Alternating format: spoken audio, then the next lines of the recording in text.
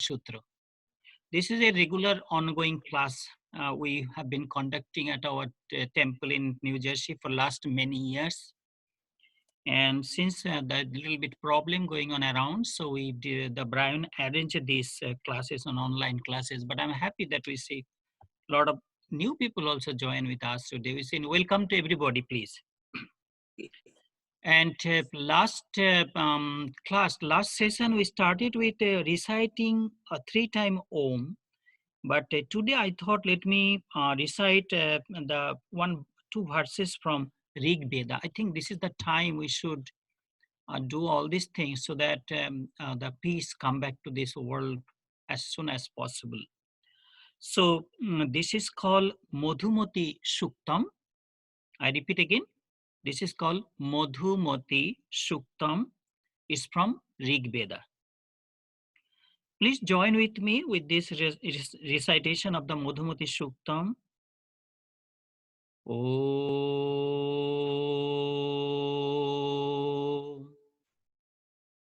Please, everybody.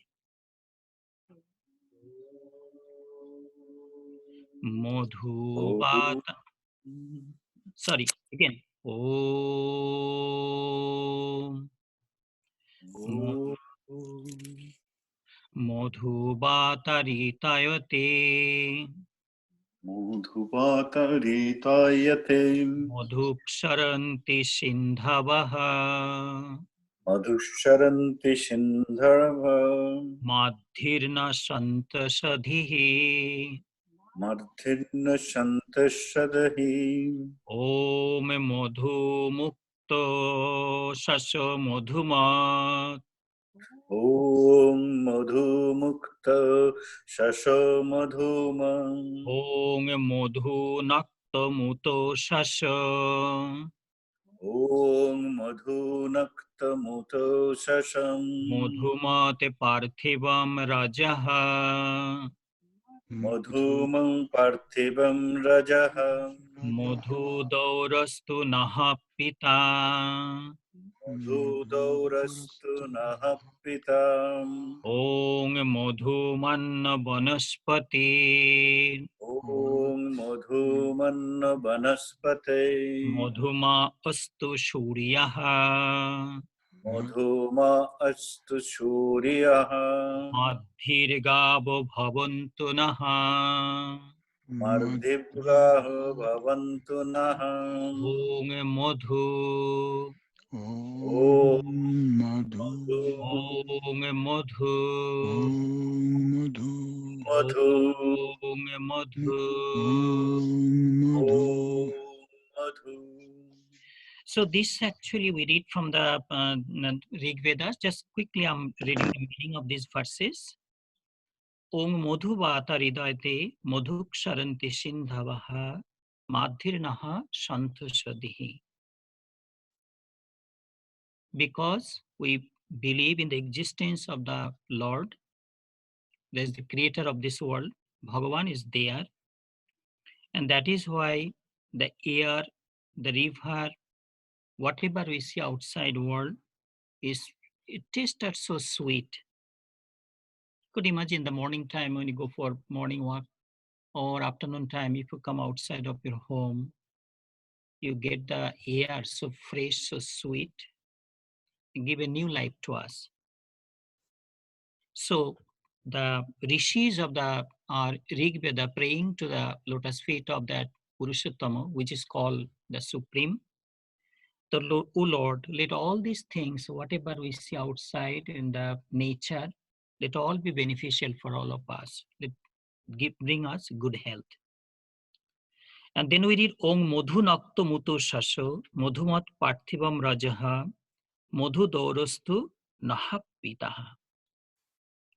The rishis again praying to that Supreme, to that Lord, that, O Lord, let the night and the day become Madhumay, means sweet to us, healthy to us, beneficial to us. Let the dust of the road of this world be purified and be beneficial for us. Let the rainfall also be beneficial for all human beings. could see the rishis how they pray in those days. And the last one we read, Ong Modhumanna Vanaspatir Modhumastu Suryaha Madhir Gavo Bhavantunaha. Let all the plants, eatable things be beneficial and be healthy for us. Let the sun and the sunlight, bright sunlight, give us new life, a healthy life, a prosperous life. Let the sun and the sunlight be beneficial for all human beings. And let everything be happy and prosperous in this world. Why I choose these three verses from the Rig Vedas? Because you would see that those days and thousands of years ago, the saints and rishis in the Himalayan jungle or in the jungle or sitting at the bank of the river Saraswati, praying to that Almighty Lord, and the way for this kind of universal prayer. Please keep in mind that time Ramayana was not given to us. The Mahabharata or the Holy Gita or the Srimad Bhagavad Gita also was not given to us. So these we have been reading these things before Ramayana and Mahabharata or Bhagavad Gita. It's a very old prayer and kind of universal prayer because the people around the world right now is going through a turmoil of their life, and I thought this prayer will be very beneficial to everybody, and our joint prayer will soon bring peace to this world. So we'll be going to our main the book today, and you could see the book. It's called Naradiya Bhakti Sutra of Sage Narad. This was given by Saint Narad, I mentioned in the last week. But since a lot of new people joined today, I'd like to give you a little bit background of the Saint Narad. Saint Narad or Rishi Narad, what we call Devarshi Narad, is one of the foremost devotee, principal devotee of Lord Sri Vishnu. Whenever we think of Saint Narad or Devarshi Narad or Rishi Narad, a picture of a come to our mind, wearing kind of yellow dress with a garland, flower garland, and he has a veena, a musical instrument in his hand, and he playing that veena and continuously chanting Narayanam Namastubhyam, Lakshmi Kantam Namastubhyam. I bow down to the lotus feet of Lord Sri Vishnu, the protector of this world. And it is always being said that wherever people chant, recite, or sing the glories of the Lord, especially Bhagavan Sri Vishnu, Narad is present there always. Madhbhakta Jatra Gayanti. Also Lord Vishnu, Bhagavan Sri Vishnu also said, wherever my devotees sing my glories, I am always present there. So, Dharma is truth. The scripture, the word of the scripture also in truth. Whatever rishis are said years back also is truth. If that is so, we believe that Saint Narad, Bhagavan Sri Vishnu is present here today and showering their blessings to us. So Narad, Rishi Narad was born with a Brahmin father, and his mother actually came, she used to work from the people home. She was helpless, and those days, a child is born from a Brahmin father and a mother came from a different family. It was very difficult life for them, and it happened to Narad also. And so there was nobody to take care of little Narad. He was a couple of years of age, and his mother did not know what to do with him because she was so binded with her duties and responsibilities. She had to go early to people home to work, milk the cow, clean their courtyard, cook for people, and she used to come back evening time. So there was hardly any time for her to take care of her child. So those days, a group of wandering monk, they came to a village where Narada used to live, we call Chaturmasya Vrat. Means it was rainy season, June, July, August, that is the time, heavy rainfall. Those who came from the villages of India, they know once Tuesday rainfall start, it goes up to next Tuesday. 7 days non-stop rain falling, pouring rain. And so those days, this mendicant or this sadhus, wandering monk, they used to stay in a village where they could get the, bhiksha and all those things. And they used to, and those days, rich people used to make shade also, a kind of common place where people, wandering people, can stay and spend some time there.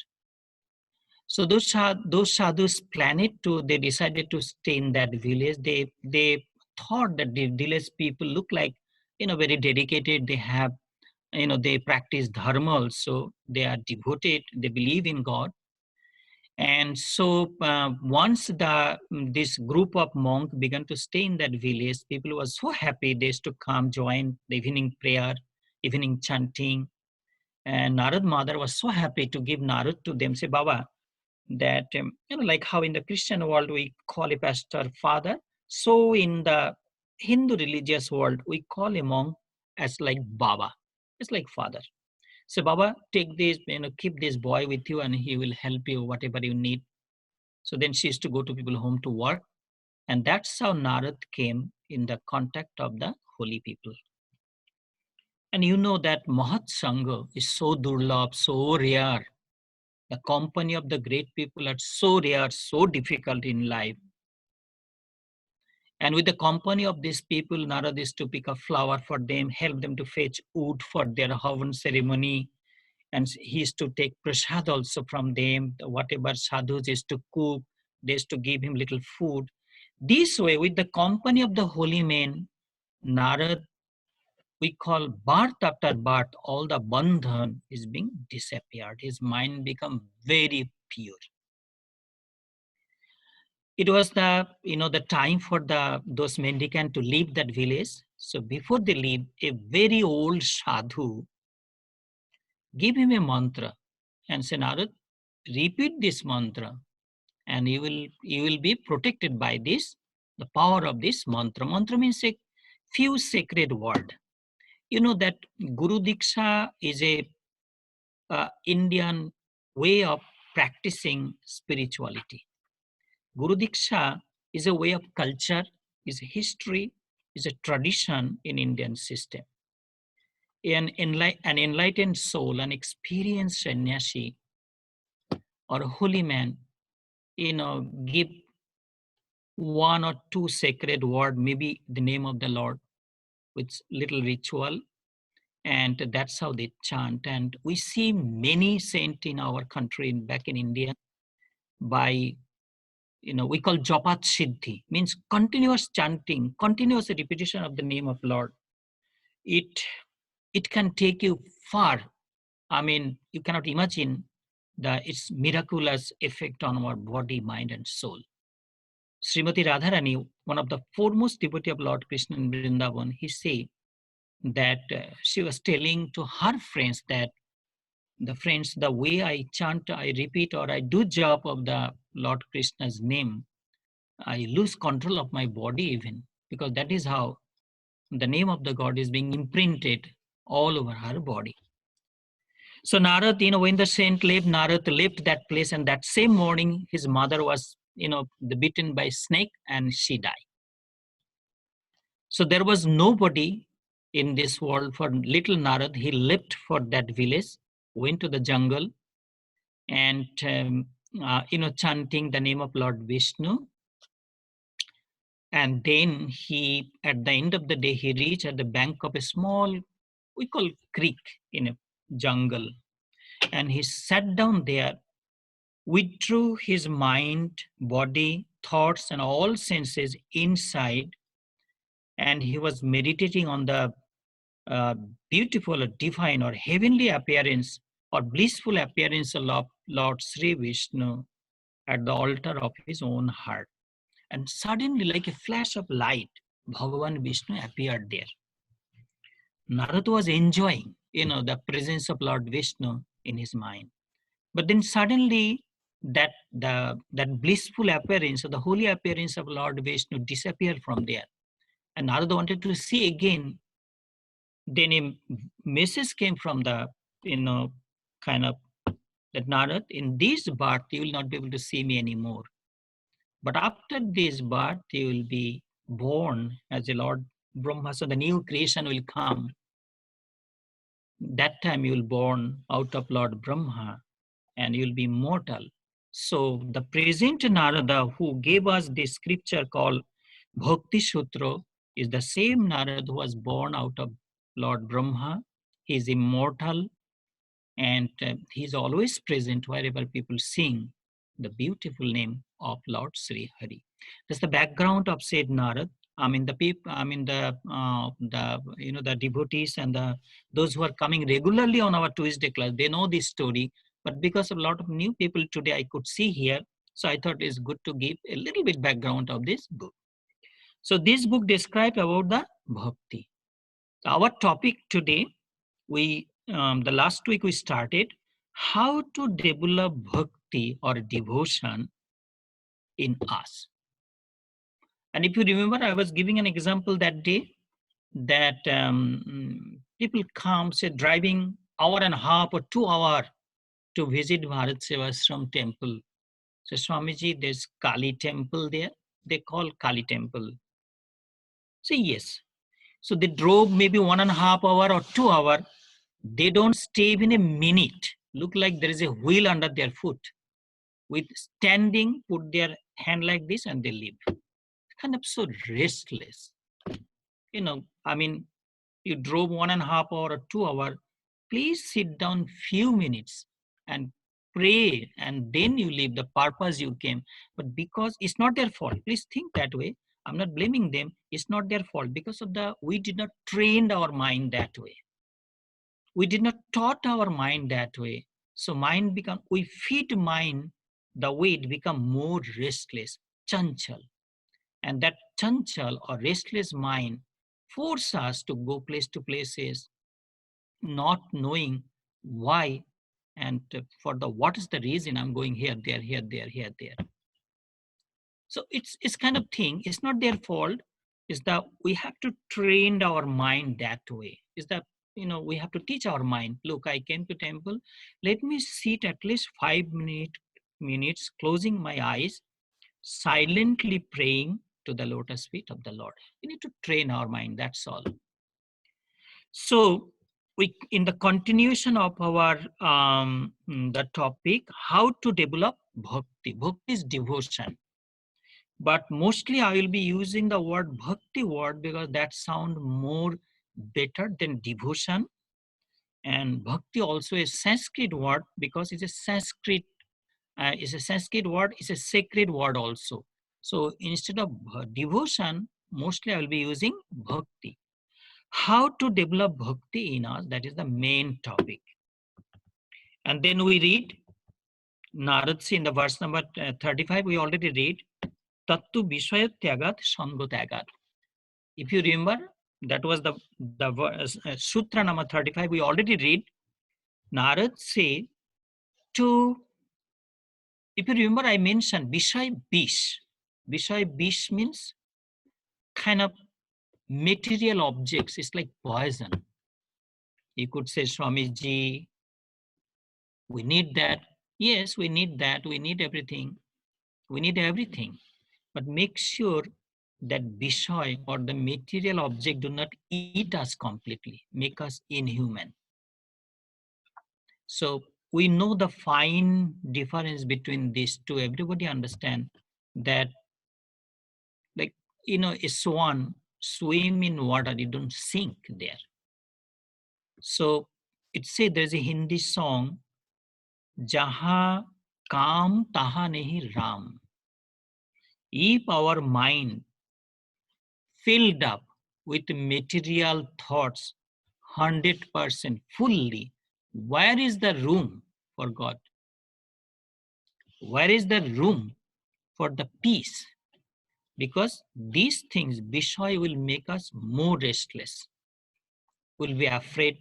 Just imagine if you have $1,000 cash You keep in the closet, you open 1-2 days, make sure the money is there. Then you thought if somebody break the closet, it might take it, a cash money, let me keep under my pillow. You wake up from the bed, morning time, make sure the money is there. It's kind of tension always.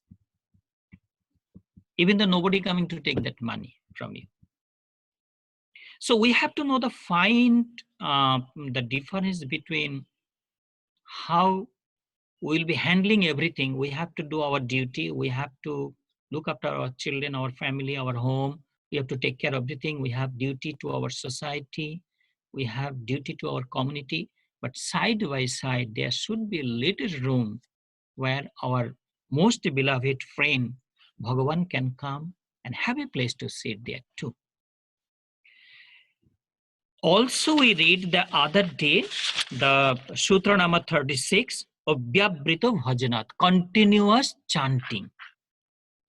Hare Krishna, Krishna Krishna, Hare Hare, Hare Rama, Rama Rama, Hare Hare.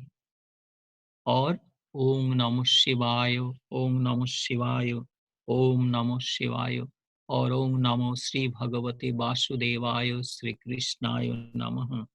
Continuous chanting, group chanting, uninterrupted worship. Success is attained in the practice of devotion. Because this chanting, I mentioned, if you remember, that last Maghi Purnima, full moon day in the month of Magha, in the month of February, is the holy birthday of Acharya Swami Pranavananda Ji Maharaj, the founder of Bharat Sevashram Sangh. It's a very auspicious day to us, those who come to the Bharat Sevashram Sangh temple. And because we have limited capacity or kind of manpower, so we decided, okay, let us do 12 hours of non-stop Hare Krishna name chanting. And those who were present that day, I could see that day the way they were enjoying, because they were gradually, as the afternoon came, with a beautiful melodious tune with bhakti, that Hare Krishna name was, it was sweeping the whole body, mind and soul of the people who are present here. They were dancing, raising their hands, dancing, smiling, and keep singing. So it created that kind of vibration all over the temple. Abhyabrita Bhajanat. So continuous chanting also help us to develop devotion. These are the topic we already completed. So today's new sutra, that is the sutra number 37. Naradiya Bhakti Sutra, or Bhakti Sutra of says Narad, the sutra number 37. Please join with me in recitation. Loke api Bhagavad Guna Shravana Kirtanat. If we read the whole thing at one time, it will sound like this: Loke api Bhagavad Guna Shravana Kirtanat. That's how it will sound. It's just one sentence. Loke api, that is the question I think the Keshav sent in the email I was looking. He referred to it to Brian. The Keshav was asking that time that, since we are in the world of karma, because all day now people are working from home almost all day, they're with the computer working, office work, and then they have other work to do. But it's time to develop bhakti. But you could see here, Narad say Loke api. Loke api means the Lord says, bhakti developed from listening to and singing of the attributes and glories of the Lord, even while engaged in the ordinary activities of life in the world. I'm repeating again, bhakti developed from listening to and singing of the attributes and glories of the Lord, even while engaged in the ordinary activities of life in the world. So it's a good answer to the question Keshav brought. Loke api, even though we are performing our regular duties, like how you do, take care of your family, You have to go to office to earn money to support your family. Then you have duty to your parent. You have duty to your community. So does we do the same thing. We try to collect fund to maintain the ashram. We take care of the garden. We clean the yard. Make sure when people come to temple, they feel kind of good. The vibration should be good. It's our duty to continuous make sure the environment in the temple is very pious and holy. So when people come from far, they feel that vibration of holiness in the temple. It's a kind of these are our daily duties, and we have to do it. There is no compromise. So Lokyopi, while we are engaged in our day-to-day activities, Bhagavat Guna Sravana Kirtanat. Still, we have to manage Bhagavat Guna. Bhagavat means Bhagavan. Who is Bhagavan? The Lord of this world, the Master of this world, the Father of this world, our most beloved friend. You could imagine, this is a time people are, you could see. I mean, those people come in temple, they come to me. All these years I have been living in this property. When I sit at my seat, people come, they bow to me, they touch my feet. When the people come to me, near, in case one, two people come, they're so afraid to see me. Even they stand almost 50 feet away from me. Look like, so scared. Because this kind of, some kind of unseen enemy, they feel that unseen enemy everywhere. I mean, how much they feel, where this enemy hiding, in the air or, coming from the people. We did a lot of things in the newspaper, you hear open the radio news. But we cannot see this enemy. And while this topic going on, I was thinking in a good way. I'm just taking you to the another topic, just quickly. Just imagine, there is an enemy now around the world killing a lot of people. That enemy, we cannot see it, but we feel its existence, right? Is there. Similarly, the existence of the soul, I'm just comparing. Similarly, the existence of the Lord, or existence of God, or existence of the soul. We cannot see it, we cannot touch it, but it is there. So instead of thinking of the virus and getting ourselves more negative way, if we think, no, he is there, my friend is there protecting me, so we'll feel much better, we'll feel more healthy and mentally strong. And we can come out of all this, the fear which is killing us every day life. We need to break that fear actually. That Swami Pranavanandaji say that nobody can avoid death. Mrityu, death is sure to come one day. Nobody can avoid that. Rishis, Munis, all these great saint, guru gone, disciple gone, great people gone. A day will come, we will be also gone. But before that day come, make sure that they like today gone. From tomorrow, let us enjoy the present. At least we are healthy, we are happy, we have food to eat. So that's how Guruji say that focus your mind in a more upper way, look forward. So I was just thinking this way, that this virus thing is there, we cannot see. So the God is there, we cannot see. Soul is there, we cannot see, we cannot touch, but we could feel it's present in us. Now, Narad say that Lokyopi, while we performing our day-to-day activities, still we have to continue Bhagavad Guna. Bhagavad Guna, the singing or talking or reading or listening, the greatness, the glories, and the wonders of the Lord. And our rishis and munis, they gave so much. If you open that book, the Srimad Bhagavat Mahapuran, is so beautiful, is so kind of full of rasaha, means juice, look like. And when you read the greatness of the God there, you feel such great joy. And we could spend our time, instead of spending more time listening all this, kind of news which make us a little depressed, we'll feel much, much better. So Bhagavad Guna, the greatness and wonders and how God, imagine how God protected even an elephant. You know that story from the Bhagavad is because of the bhakti thing.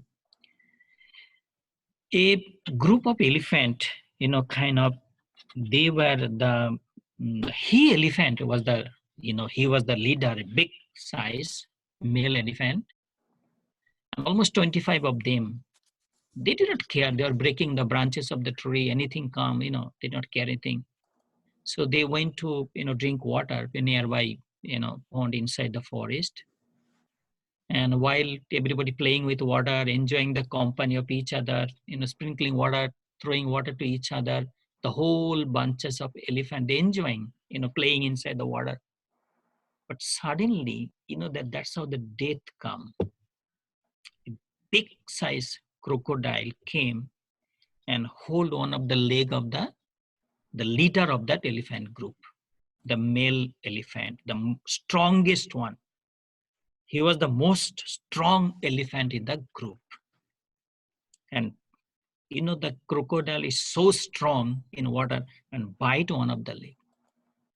Now, initially scream, then now the crocodile trying to take the elephant deep into water, and the elephant trying to bring the elephant out of water.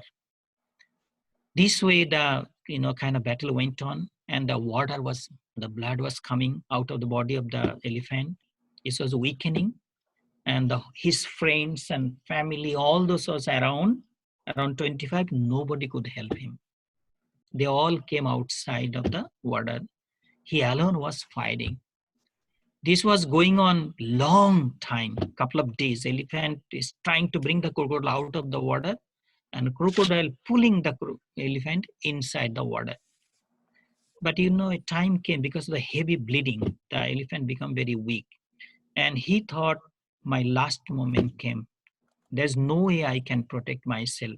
He helplessly looked his friends and relatives and the family standing outside of water. Then he closed his eyes. Imagine that elephant closed his eyes and thinking, hey Lord, hey Bhagavan Vishnu, hey Parampita, O Father, O protector of this world. It is you, only you can protect my life, otherwise nobody. And tears came to eyes of that Gajendra. It's called Gajendra, the story of Gajendra in Bhagavatam. As soon as that elephant, with tears in his eyes, with one pointed mind, thinking of Bhagavan Sri Vishnu, Bhagavan Vishnu appeared there, riding with his, what you call the bird, a big bird, Garuda.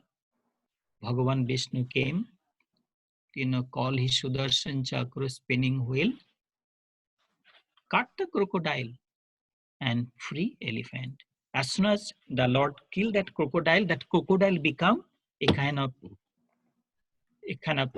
godly appearance somebody, because he was some kind of person. He was cursed by say rishi that become crocodile, so he became crocodile, and he fell at the feet of the rishi that how I will be liberated. He said one day Gajendra, one elephant will come, and then he will call Lord Vishnu, and Lord Vishnu will come and kill you. That time you will be liberated. You could see how things are connected. So this is called Bhakti Gajendra Upakhanda. It's one of the famous story of the Bhagavatam. So we have to make time, Bhagavad Guna Sravana. We have to find out time so that we could listen the wonders and greatness and glories and the sports.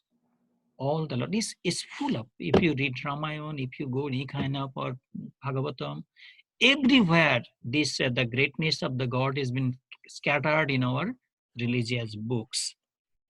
So Bhagavad Guna Sravana Kirtanat Loke Opi. Even though we are busy working our daily things, we should continue listening to the wonders of the God and Kirtanat. Kirtanya Sada Harihi. The God present there where people sing his glories. Kirtaniya Sada Harihi. Haraiti iti Hari. Hari is not Hari, Hari. We pronounce Hari. Kirtaniya Sada Hari. Wherever his devotees sing his glories, Bhagavan Sri Hari is present there. Surely he is present there.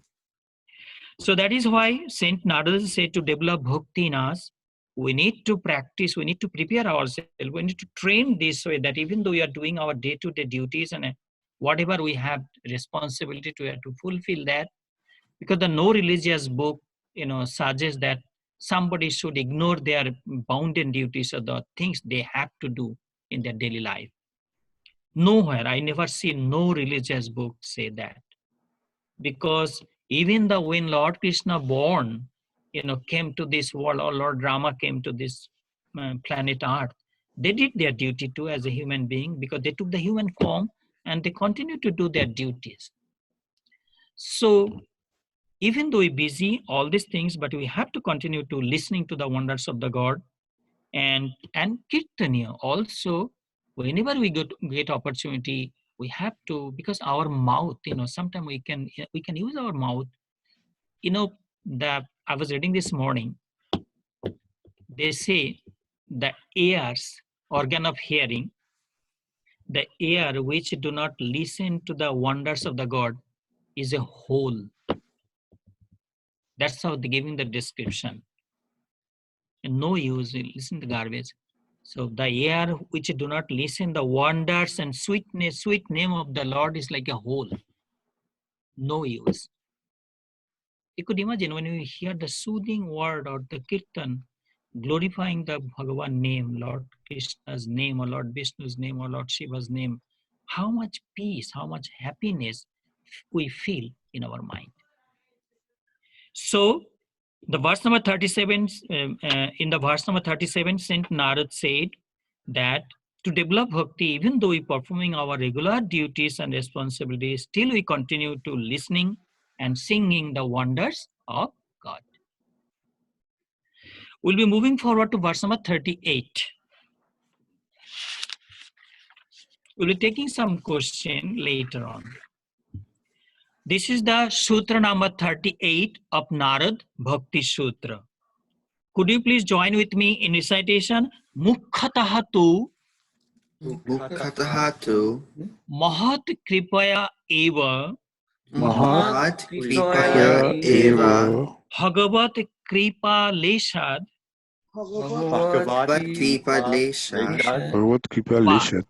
Ba. So if you read the whole Sanskrit, it will sound like this: Mukkhatastu Mahat Kripa Eva Bhagavat Kripa Leshad Va. That's how it will sound if we read the original Sanskrit.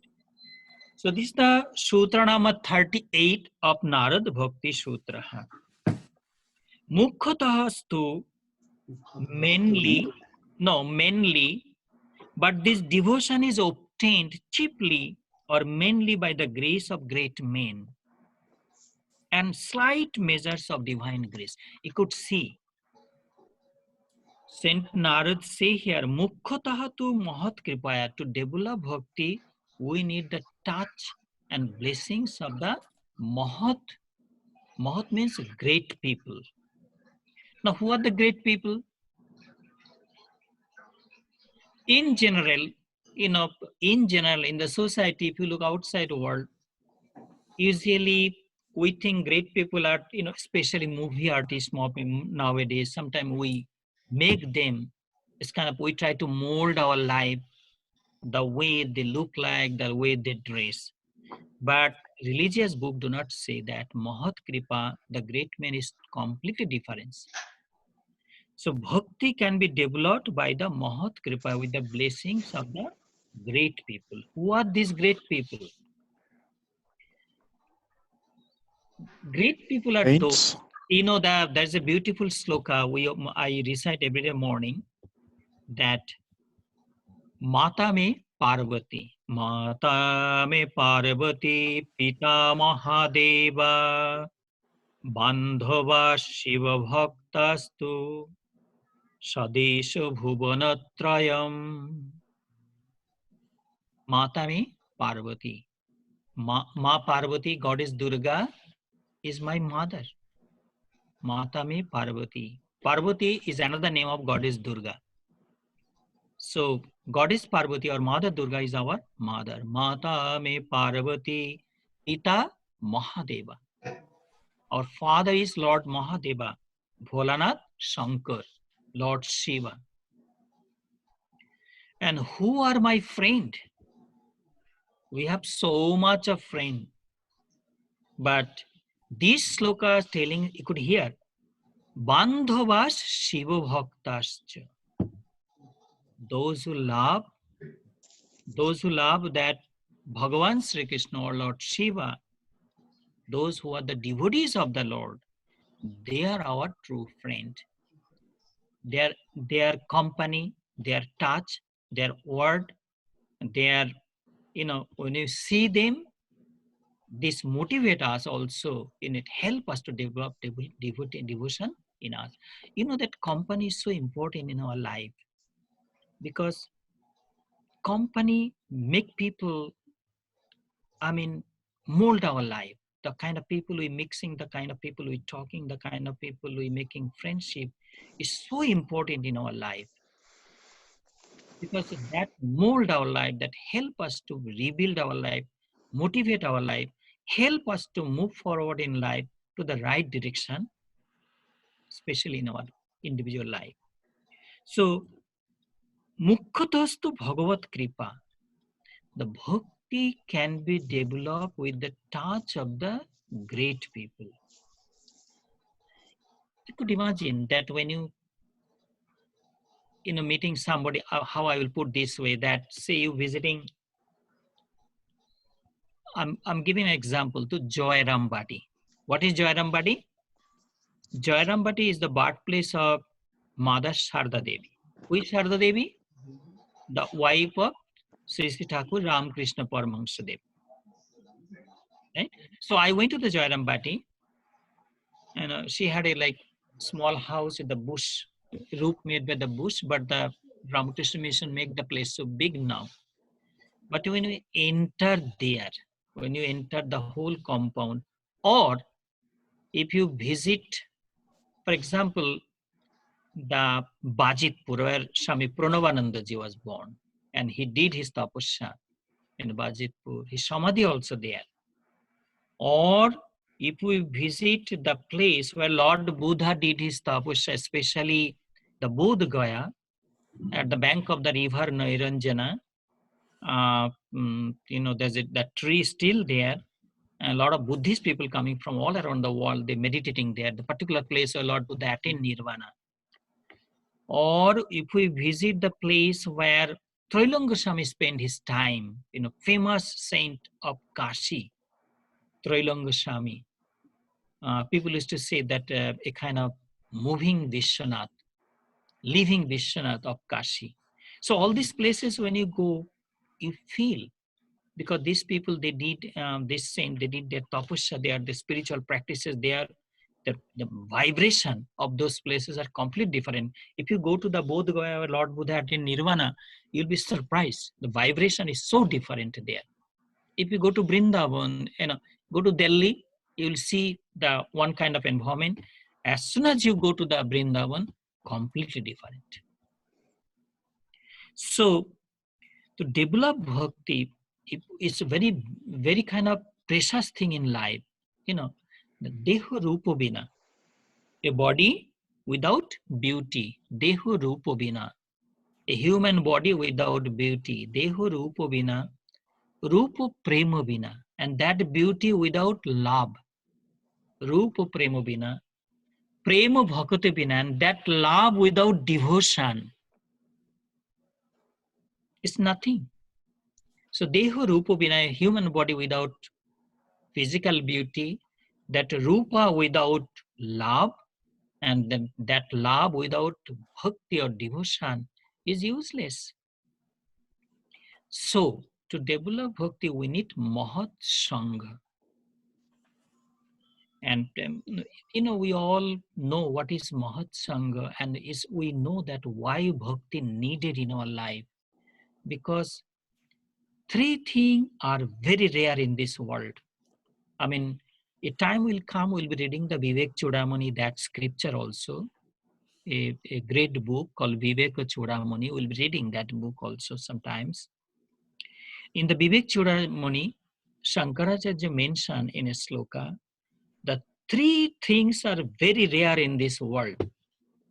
One is the most precious thing, a human birth. Believe me. If you come to our ashram temple, I keep some food outside. I see the birds coming, a kind of, the different kind of birds coming. And so I look at them and I say that, look, these birds, we are human beings, we could talk and we could walk, we could go place to places. The morning time when you go outside for exercise, I look at the trees, I see the new leaves are coming. And these trees, they come at one place, remain there years, and they die right there. They cannot move. They don't know how to talk. The tree, new tree coming out, they will die right there. We human being, just imagine fishes in the water, so many animals in the water, so many kind of, I see the rabbits are in the groundhog in the field. I see one, two turkey bird also coming. I saw a snake that day also. The deers are walking in the forest, they sleep there. But we human being, that we dominate the entire world because of our intellect. We have two hands. We can do so much good thing by our hand. We can inspire people. We can make people so happy by our sweet word and little good word. And we can bring so much goodness to this world by our two hands. If we use our intellect, our buddhi, our wisdom in constructive work, we can make this world so beautiful place to live that our future children will be very happy. They will be very thankful to their ancestors. Just imagine all this scripture we have been reading. This is our ancestor they left for us. And we have been reading today, enjoying reading. They gone, but we enjoying this, slokas or the sutras reading and enjoying our life. So Manushya Janam, or the human birth. So that's very rare, three things. And then Mumukshutva, second thing. Manushya Janam, and then Mumukshutva, kind of hunger to understand or to feel the touch of God. We need that very much. You know that when Lord Rama left Ayodhya, his father Dasharatha died. When Lord Krishna left Vrindavan, Vrindavan was like a kind of dead place. There was no life. The soul of the Vrindavan was Lord Krishna. The soul of Ayodhya was Lord Rama. So Rama means, God. When we throw God out of our mind, is being compared with a pilgrim site, a holy place. And when we throw God from out of our mind, we living, we eating, we sleeping, we doing everything. It's like a living dead. No kind of goal in life, no motive in life, earning money, eating, sleeping, and again working, and again earning money, again going to sleep. In this way, our longevity of life is decreasing. And one day our place will be the old age home or senior centers, and then we'll close the eyes. We did not come for that. There must be a greater purpose of life. There must be a mission in life. There must be a goal in life. And that goal in the Mundaka Upanishad, the Rishit of the Mundaka Upanishad, boldly said that what is the goal of life? Brahmo Tallakshmam Uchyate. Brahmo Tallakshmam Uchyate. It is being already told. Our goal, our destination is Brahman, the Supreme. So that when the last day comes, we finish our, imagine, we supposed to live 100 years. Comparing to the endless time, 100 years is nothing. That day we were little playing in our courtyard. We were, our mummies used to give food. I could imagine that we were so little, we used to do naughty thing. And now 60 years gone already from life, maybe more gone. So that is why Manushyatya Mumukshatya is very much an humanity. Could imagine that everybody, Vasudhaiva Kutumbakam. I was visiting Mauritius. A word is engraved there. The world is but one family. Means Vasudhaiva Kutumbakam. The entire world is our family, is our brother and sisters. We have the same hunger. We love our children. We love each other. We want to be loved by other people also. We cannot live alone. We're living in a community.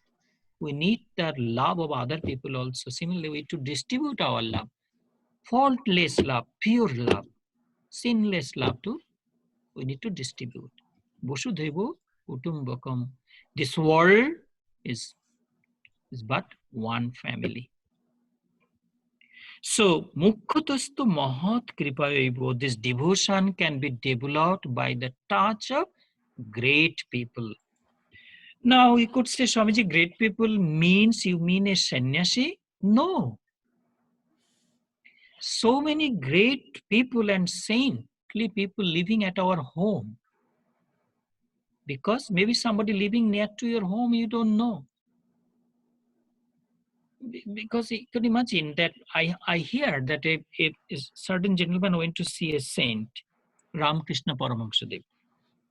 He heard that Ramakrishna Paramahansadev is a great saint of Calcutta. When he reached there, he saw Ramakrishna Paramahansadev came outside of the temple and fighting with a vegetable seller because he was fighting. He thought that vegetable seller is charging more money. Then the gentleman thinking, I came to this gentleman, he's a great saint, he's fighting for few, the penny for the vegetable seller. Ramakrishna Paramahansadev knew that why he came. He said that, come with me, that.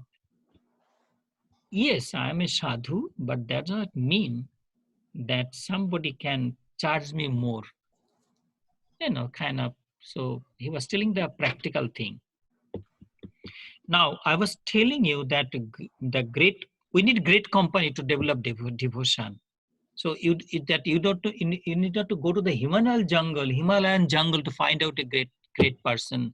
Because I need great company. I need the company of the saintly person because I want to develop bhakti in me. So I have to go to the Himalayan jungle.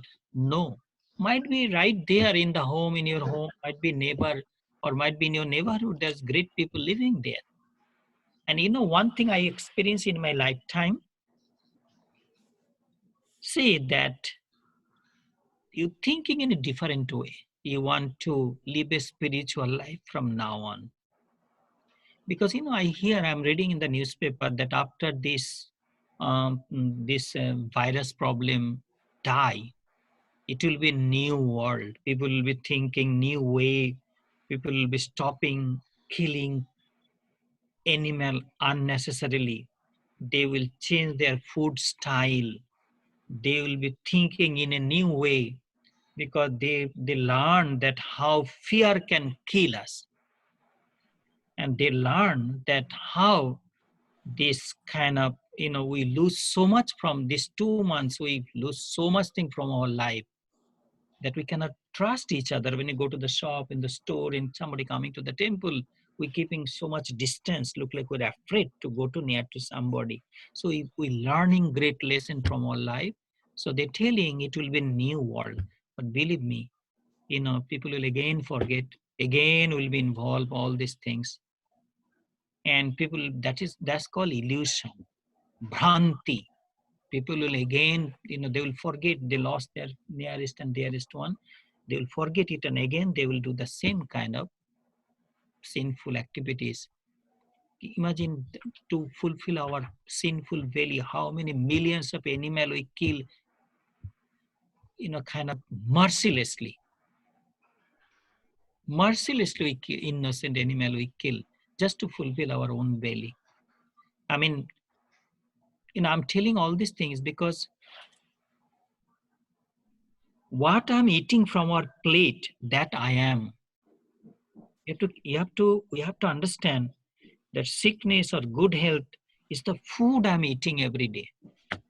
The way I'm eating, the kind of food I'm eating, that building my body, mind, and soul. And in the chapter 16 of the Bhagavad Gita, it is being Lord Krishna mentioned that the Sattvika Food, Rajasika food, and Tamasic food, those descriptions are there. So to get Mahat Kripa, we don't need to go to the Himalayan jungle. Maybe they are all around us. Just we need to find out. And I was telling you that if you have that kind of hunger, you will see those kind of people will be coming bit by bit around you. You might be losing some old friend, but he will be getting lots of new friend the way you wanted. And because it's God bring those people near to you.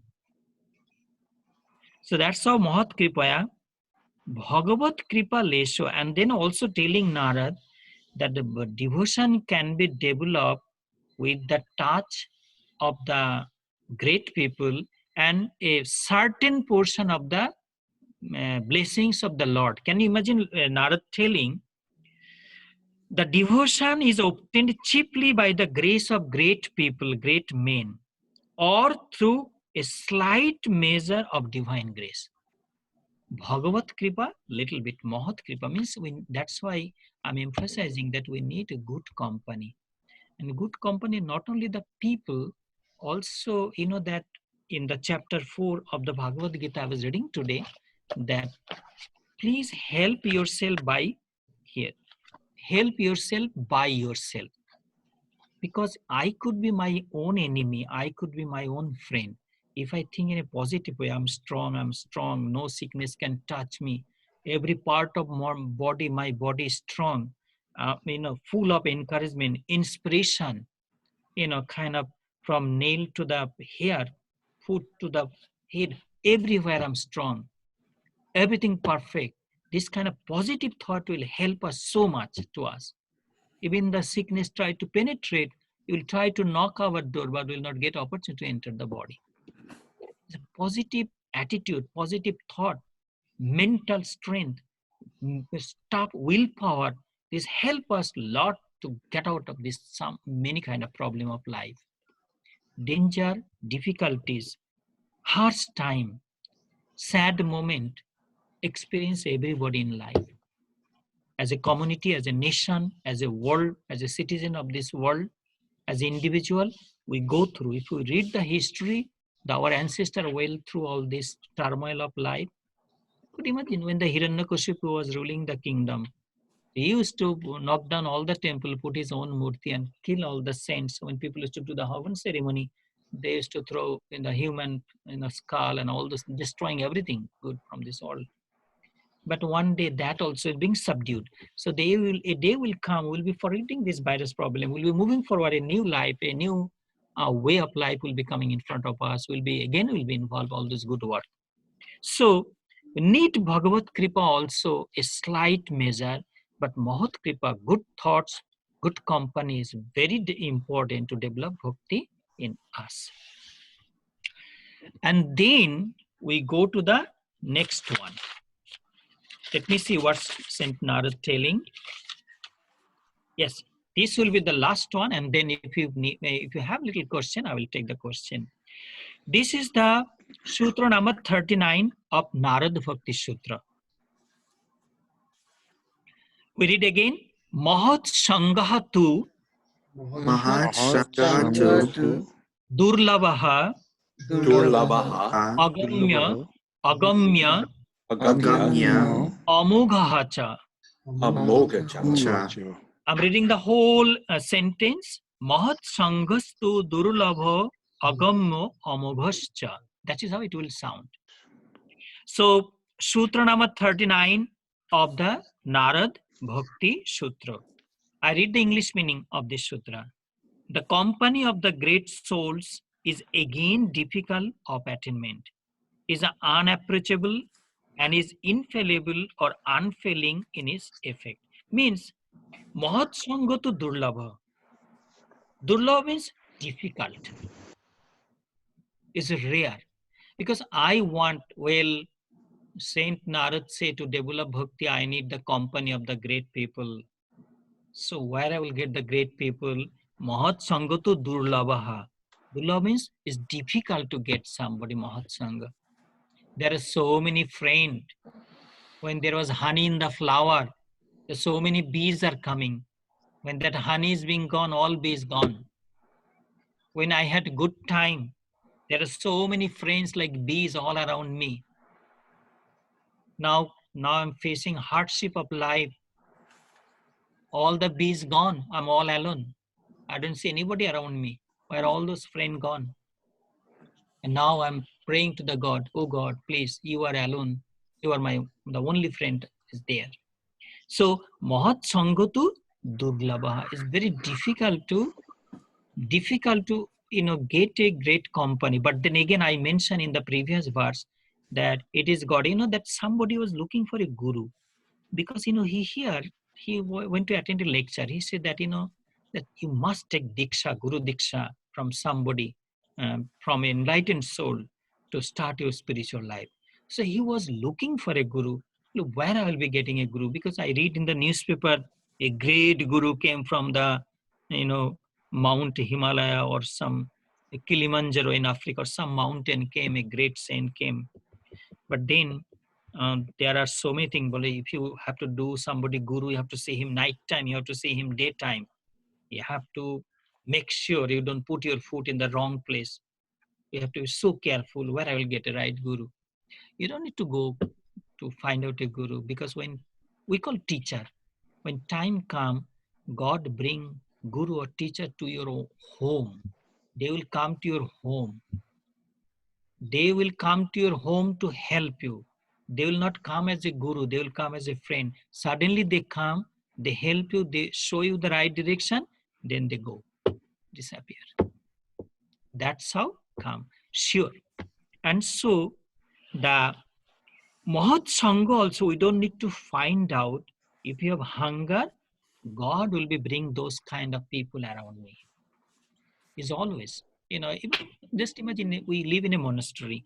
We have around 600, 500, 600 monk all around. So different monk came from different background. They have different they came from different culture, different kind of, their education, their practice, their habit. They born with different kind of samskara in their previous birth. They came from different parents. They have different taste also. Some like singing, some like writing, some like work, some like, just gossiping and spending their time. But so then everybody cannot be my friend, even though there is six, they all same guru, same parent, 5 brothers or 2 brothers, same parent, cannot be friend always, right? We have to, so God bring the right people all around you, who will be helping you to move forward in life. It is sure, because it's proved. We experience and we learn that lesson from our life. So Mahat Sangha tu Durlabha, it is difficult. It is indeed difficult to get the great people, the touch of great people in life. And then Agamma. Agamma means difficult to penetrate, difficult to reach them. I will tell you one example. There was a saint called Bama Khapa in Bengal. He used to spend most of his time in cremation ground. His appearance is also not like, it's not like that, putting a dress, you could see this cloth is clean, I iron it. But those saints live in the cremation ground, nothing, just a kind of simple cloth. And but his name spread all over. So a mother, brought her child, passed away, he died. He thought that she heard that, touch of Bama Khapa can bring back the life of a new dead person also. So I'm sorry, the boy did not die. He was sick, very sick, about to die. So he thought, let me take him to the Bama Khapa And maybe Bamakappa's blessing will help this child to, get his lost health back. When he took the child to the feet of Bamakappa, Bamakappa was so angry, he gave a kick to that sickly boy, and he fell all the way a couple of feet away. Say, what Baba did, he is going to kill this, and cursing, Shala, you bring here now, kind of cursing, and that's how language he used. Then Bamakappa left that place. But it was a surprise that boy, after a while, he sat down, he got his life back. He stand up also. That is how the Agam, Pauhari Baba, there was a great saint in Bihar somewhere. He used to live in a cave inside, so nobody can go to him. Pauhari Baba. So, they behave like such a way that people sometimes misunderstand them, that they will behave in such a way. So that's why they say Agam. These great people are so difficult, you will misunderstand him. That's how they behave. Like I will tell you one example from the ancient history. Shukdev. 16 years old, young saint, only 16 years old. The greatest saint of India, Shukdev, who gave us, actually he's the first person who commented on Srimad Bhagavat Mahapuran. 16 years old, young saint, no dress in the body at all. Going, children throwing bricks on him, groups of children doing jokes because he has no dress. He do not stay in one place even a blinking of eyes. He thought Maya might touch me, so he don't stay at one place at the blinking of eyes even. But then same Shukdev, when he reached to in a place where King Parikshit was cursed, that, O king, from today to 7th day, you will die out of snake bite. Go home. And now he got that curse. It sure is going to happen. From today to 7th day, he is going to die of snake bite. So he gave his kingdom to his son. He left everything, came to the bank of the river Ganges. He was folding his hand, asking the rishis and munis, hey rishi, hey muni, if somebody know that next 7 days he is going to die, what he should do? Some say go for pilgrimage. Some people say do charity. Some people say chant the name of the God. Some people say do meditation. Kind of differing kind of opinion.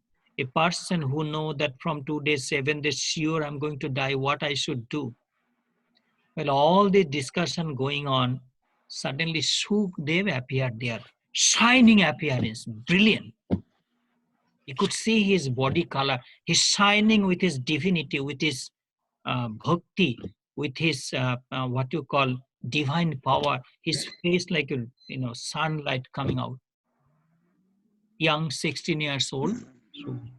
Everybody, old monk, old saint, everybody stand up and bow to him. Give him ashan, wash his feet, give flower. And then King Parikshit, asking that, hey Maharishi, you came at the right time. I'm in a very crucial moment of my life. I am being cursed by a saint that I will die from today to 7 days by snake bite. Please tell me what I should do in these 7 days. Please tell me, give me the right direction. So you could imagine when I brought this story, because Shukdev was walking everywhere, people was doing mockery of him, laughing at him, children was throwing brick at him because they could not recognize him, his greatness. Only great people recognize the greatness of Shukdev. So that's why they are agam, very difficult to go. Sometimes they curse you. They will be using very harsh word because that's how kind of faint around them. This is material world. if we know that somebody has some kind of spiritual power, people will be pouring to their, they have problem with the children, they have problem with the job, they have problem with the mortgage, they have problem with the sickness, they have problem with the psychological problem. So Babaji, please help me. Babaji, make sure my son is being married. Babaji, make sure I get a good job. Babaji, make sure that my sickness is gone. These kind of things, will be bothering him continuously. And you know that Guruji, Swami Pranavananda ji, one of the good word I would like to tell you today, he say, do not count sickness as a sickness. Please listen carefully. Swami Pranavananda ji Maharaj, the founder of the Bharat Sevashram Sangh, is telling, please do not count sickness as a sickness. Count sickness as a spiritual practice. I repeat again. Please do not count sickness as a sickness or suffering. Please count sickness as a spiritual practice. Why he said that? He said that when people are sick, that time, you could imagine somebody in a hospital bed or somebody going through some kind of sickness, how they thinking, body is so fragile, body is so temporary, body is so kind of there is no permanency of the body. So that time, we have time to think the beauties of the Lord. We connected with the Lord so fast at that time and take you very fast near to God. And when you come out of the hospital bed, you're a new person.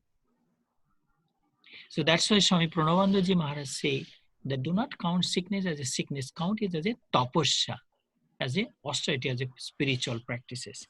So Mahat Sangha means company of the holy men, Durlabhaha, very difficult, it is true.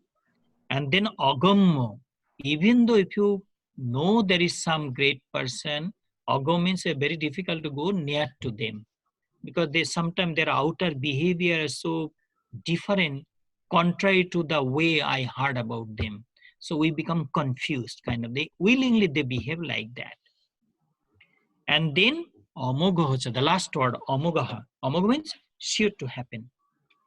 I could see here our Jui and Subhas Babu. Welcome to our class. Thank you, Swamiji. Thank you, Swamiji. Yes. So Amoga means sure to happen, sure to give good result. Means the good company is sure to give you good result. It is sure, it is certain. Definitely you're getting the good result of the good company. So you could see three particular word is being used in this particular sutra, sutra number 39. Mahat Sangha tu Durlabha. It's very difficult to get Mahat Sangha. Agamma. Even if you reach somebody, the outer behavior of a great person is so contrary the way I heard, you become confused. They make you confused so that you don't disturb them, kind of thing. They take the trial of your devotion. I'm also telling the people who are coming to temple that, this, the present environment in the outside world, you could see so many people dying. If you read the newspaper, radio news, that I see that, look, instead of thinking of the virus, instead of thinking always that to think in a positive way, feel, no. This thing's like a waves coming and this wave will die also. Surely it's going to die. It have to be defeated. It came, it will die again. But we should not lose faith in God in any way, because right now people look like abandoned temple and God completely. I mean, at least there was time when people used to come, even the road, people used to go from the road and from there they used to bow, I remember. But the way things are going on, I mean, they're so scared even coming to temple. I mean, look, God left alone, abandoned. It's kind of abandoned statues in the temple. Nobody there, even the priests are afraid to, come to temple and do arti and kind of thing. It look like we abandoned. Temple is a kind of abandoned place, the way we live in right now. Because, the the things, the way it's going on. But I will tell that please do not lose faith in God. It is a difficult time for us, but it will die also, and then again we'll be moving forward and to restart a new life, ahead of us. So this is the 3 sutras we read today, and the number 1 we read that the devotion can be developed first, even though we are among the people, lajja, ghrina, bhoy, shame, fear, and ghrina means somebody will hate me or somebody dislike me, and that's why I should not chant the name of the Lord. And if somebody here say the group kirtan going on, Jai Jai Krishna Govinda Madhusudana Rama Narayana Hare, or Hare Krishna kirtan going on, if I join with them, oh, they're looking at me, they might be making laugh of me. So lajja, that's called lajja, shame, feelings of shame. I am chanting the name of my Lord. Who say what? Why I should be bothered by that? So lajja, ghrina, also people might dislike me because, I go to temple, I, sit with Swamiji, or I talk of the God when I make a friend, I talk of yoga, I talk of positive life, I talk of, philanthropy, all those. Some people, they don't like it, they will dislike. That's called ghrina. Who cared that? Because such a precious life, you will see, you will get more friends, those who love those things. And we could see, in our life. And bhai, fear. We chanting the holy name of the Lord. Why we should be afraid of anything? Why we should be afraid of anything? So lajja, ghrina, bhai. The shame, feelings of shame, feelings that somebody might be disliking me, and the fear. We have to abandon these 3 things and be bold when we'll be thinking of the name of God. So loke opi bhagavad guna sravana kirtanat. When we're doing our day-to-day work, still we have to find out time to remember the beauties of the Lord. That we read today, that was the sutra number 37. We read 38. Mukkhatastu mahat kripaivo bhagavat kripaleshad va. Bhakti can be developed by the company of the great people, those who love God. And at a certain portion, bhakti can be developed with the divine blessings. But good company, noble company of the fellow devotees is very necessary in life to develop devotion. And the 3rd one we read today, that is the glory of the company of the wise. Mahat sango tu durlabha, agammaha, and amugha cha. The company of the great people is very difficult to get, but it is available, agamma, and very difficult to go near to them because they behave, their outer behavior is contrary the way you heard about them. They using different kind of language, kind of thing, and amuga. But once you have a good company, its result surely going to come. Amuga means is sure result. So these are the 3 sutras. We have a little bit time. Maybe I should read one more because I see here 880 now. So let me read one more sutra. This is sutra number 40. Narad Bhakti Sutra, the sutra number 40. Sorry? Yes. Please read with me. Labhyate Apyate api api tat kripaya eva. tat kripaya eva. A small sentence. Labhyate pi tat kripaya eva. Means that it say the company of the great ones is obtained by the grace of the God alone. Now we are talking that durlabha, company of the great people is very difficult to get. Very difficult, because the way you looking for it to make friendship, that who will be helping you to develop bhakti in you, is very difficult to get. But so Narad knew it. Before I move forward, imagine the Narad is the person who motivated motivated robber, a person who is to rob people, kill people. So Narad is a person motivated a robber to be the first poet. We call Valmiki is the first poet of this world, because Ramayana, epic Ramayana, one of the oldest epic, EPIC of this world. The writer of the epic Ramayana was a robber. He used to rob people. He used to hide in the roadside, in the jungle. When village people used to pass through by the road, he used to jump there, kill them, snatch their things. That's how he used to, what you call, support his family. So with the company of the Narad, Narad motivated that robber to be Saint Valmiki. And it is Valmiki who created that immortal epic Ramayana, which is the Ramayana is the life of the Indian people. And the same Narad who motivated Vasudev to write Srimad Bhagavat Mahapuran, which give the description of the 10 incarnation of Lord Sri Vishnu and the elaborate life of Lord Sri Krishna. The same Narad motivated. You could see the Mahat company, how they are motivating these people. And the same Narad motivated Dhruva, little Dhruva, to the meditate on Lord Sri Vishnu and change his life.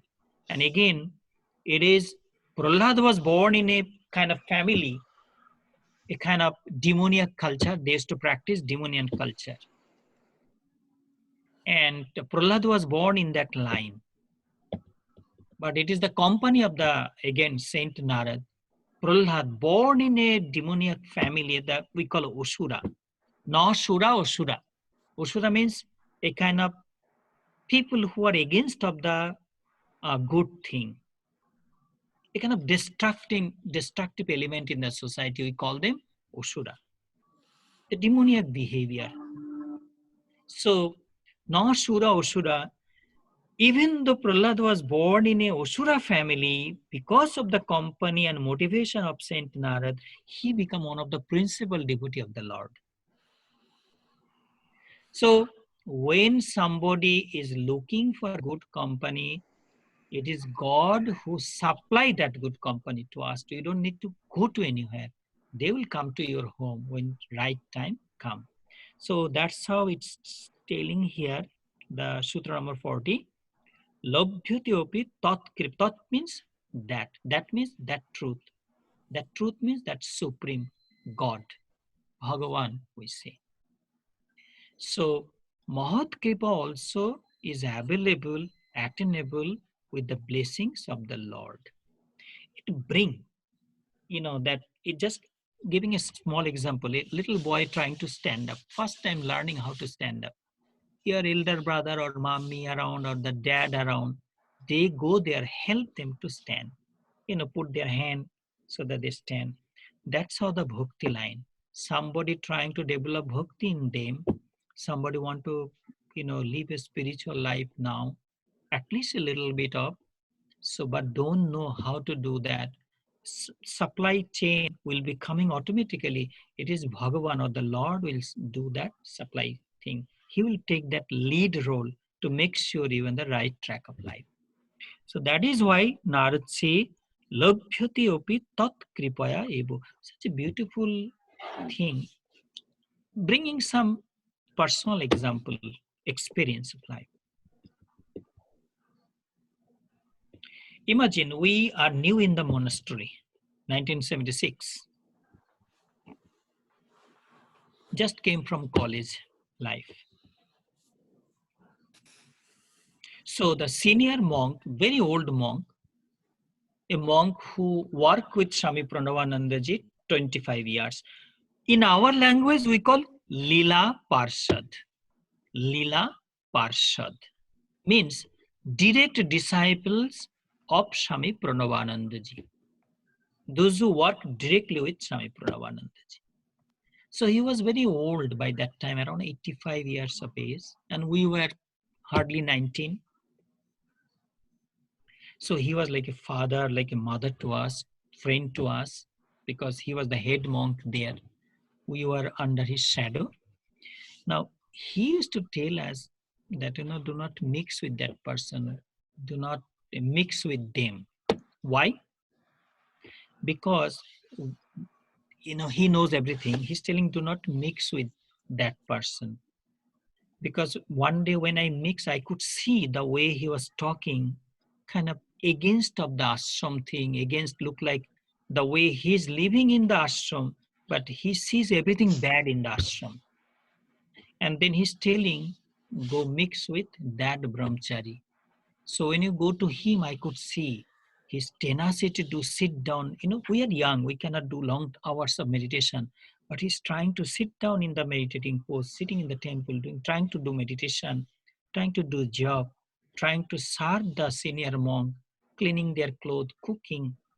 That he's trying. I could see his good quality, and that is why that senior monk telling that mix with them, mix with that monk, that person, that help to develop right devotion. But if we mix with the other person, it will kill my, what you call, the attitude of devotion, approach of devotion, or development or nourishment or culture or nurturing my devotion in me. So, but because he was a senior monk, he know his experience still. And so he knew. But we are young, we did not know who is good, because anybody coming to us, we think, oh, he's good to me. But actually it's not good. Like we drinking poison, thinking it is honey. We do that. So, Lobhyotyopi Tatkripayevo, Mahat Sangha, or the company of the great people, also available with the blessings of the Lord. I think this is okay. It is 26, 80, 28, 26. If you have a quick question, we can go through that. One question at least. If you have a quick question, you might unmute yourself and then ask Swamiji. Yes, Swamiji, may I ask a question? Yes, I please. want to know, what did Shukdev say to Parikshit? Okay, that's a very interesting thing. That you remember I was telling the story that King Parikshit was the grandson of Arjuna. So he born in that line, and he was a very righteous king. And he did a kind of work which forced a rishi, a young sadhu, to give him the cards. Because, it was time, the Kali Yuga, the dark age have to come. Time is the time of, the wheel of time is always moving. Like golden age, this way, 4 ages is coming like a whole. It was the time, Kali Yuga, the dark age have to come.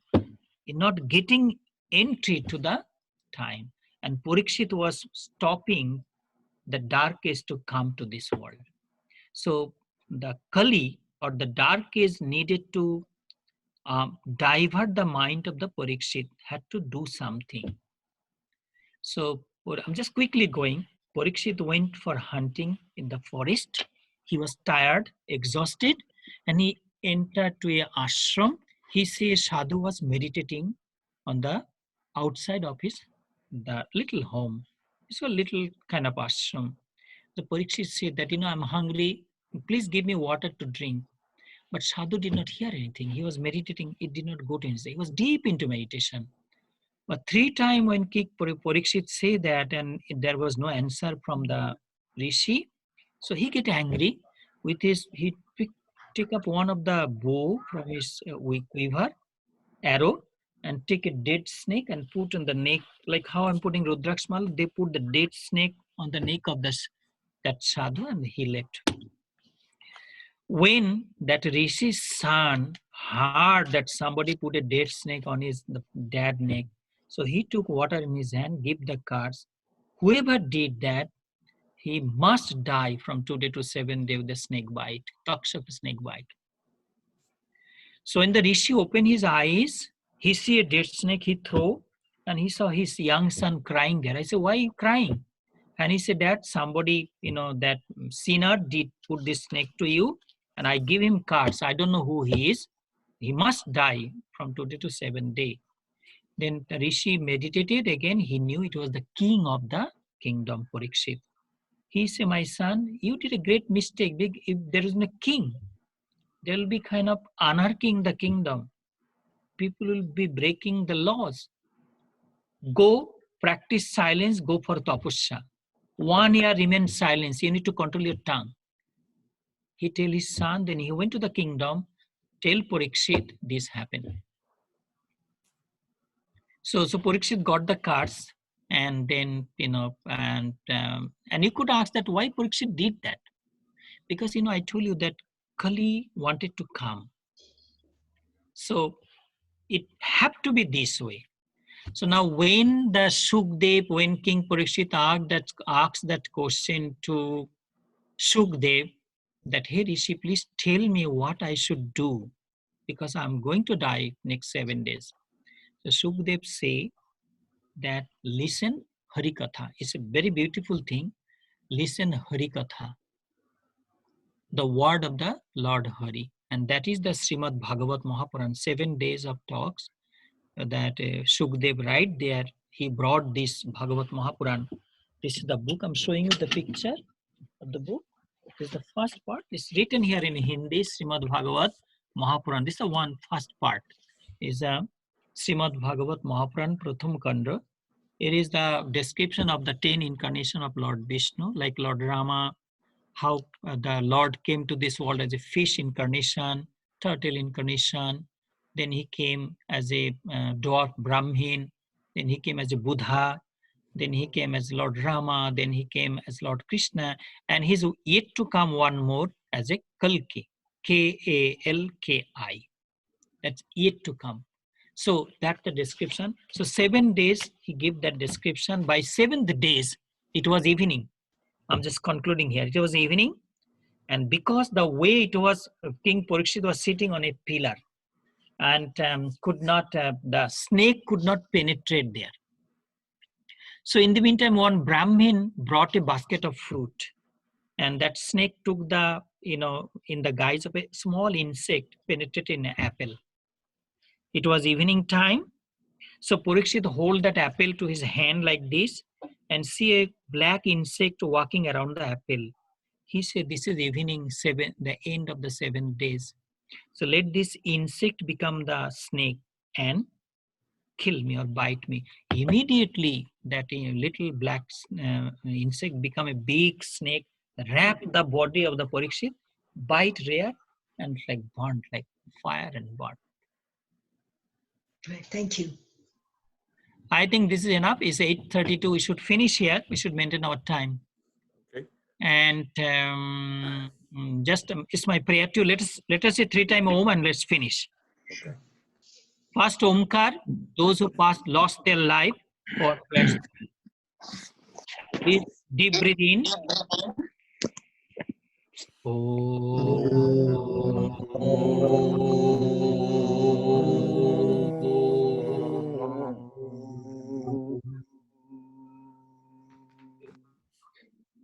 Second time we're reciting Om, those who are in the hospital beds for their quick recovery.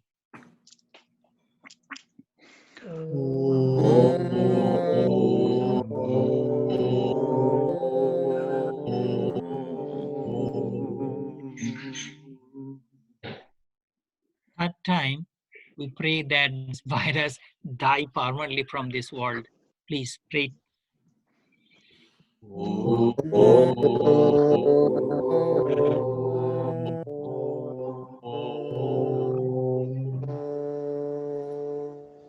Namaskar, namaste to everybody. Swamiji, we so much appreciated your presence tonight. We look forward to being back in the ashram with you. Thank you so much for sharing with us tonight.